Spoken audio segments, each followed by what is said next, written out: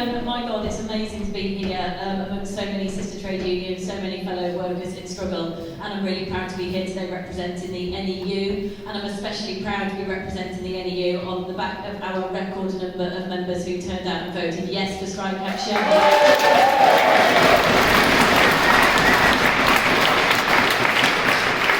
The government have put those ballot thresholds in place to stop us from taking action. Well, do you know what? Our members didn't really get that memo, and we turned out over 90% yes vote, over 53% members have voted, and unless the government come and sit round the table and negotiate and offer us an above inflation, fully funded pay rise, then we will be walking out on the 1st of February.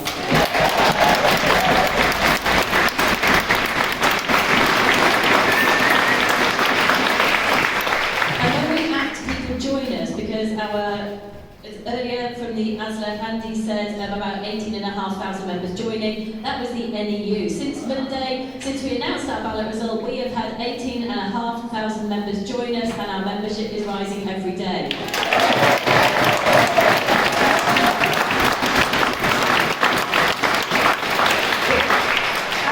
Our members, like all of us, don't take strike action lightly. We don't want to be out on strike, but we absolutely do want to stand up for ourselves. We absolutely do want to stand up for our profession, and we absolutely do want to stand up for education.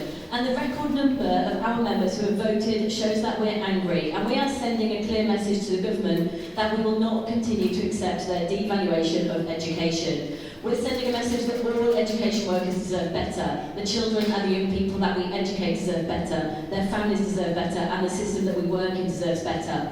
But while we're organising, while we're meeting here today, while there's hundreds and thousands of us across the country coming together to talk about how we want a better world, we want a better deal for workers, we want a better standard of living, while we're doing that, the government are organising how to stop us doing that. They're talking about putting in place minimum service levels to stop us taking strike action. Well, do you know what? I really want to get around the table and talk about minimum service levels with the government, because at the moment there are too many of our public services that cannot maintain a minimum service level. So let's get around the table, let's talk about it.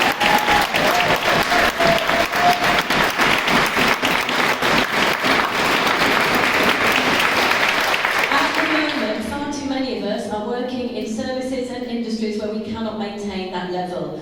Our class sizes are rising. Children with SEND can't get the support they deserve. They can't get an appropriate school place.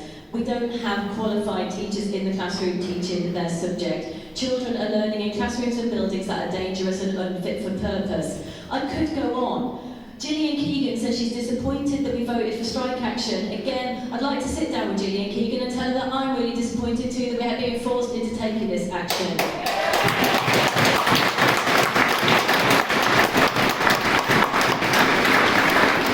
As a union, we're disappointed that year after year the government have failed to listen to our demands. We're disappointed that for the last 12 years, year after year, we've been given 0% pay increases, below inflation pay increases. We're disappointed that our pay has fallen by 23% in real terms since 2010, or 27% if you're a support member. We're disappointed that the government has once again missed its recruitment targets for secondary school teachers by 40% this year. So Gillian, if you want to talk about being disappointed, let's have that conversation. We are ready. It's a system in crisis, and it's time for us to say enough is enough.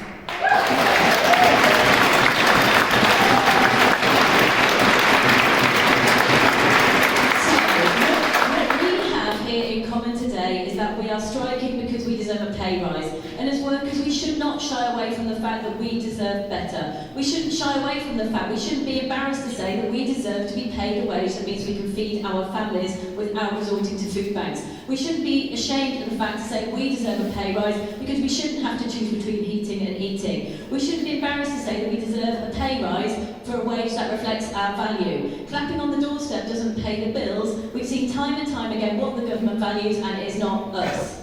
So, it's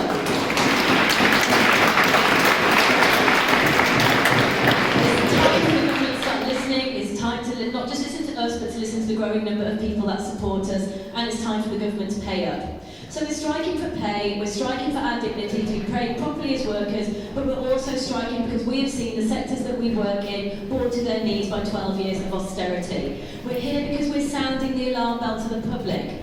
and the public needs to start listening. The services that the public rely on are in danger of disappearing or changing beyond recognition, and we're saying that we cannot carry on like this. So when the firefighters, the nurses, the communication workers, the posties, the teachers, the ambulance workers, everyone else who's here today, stand up, vote to go on strike and tell you that the system is in crisis, the public needs to start listening.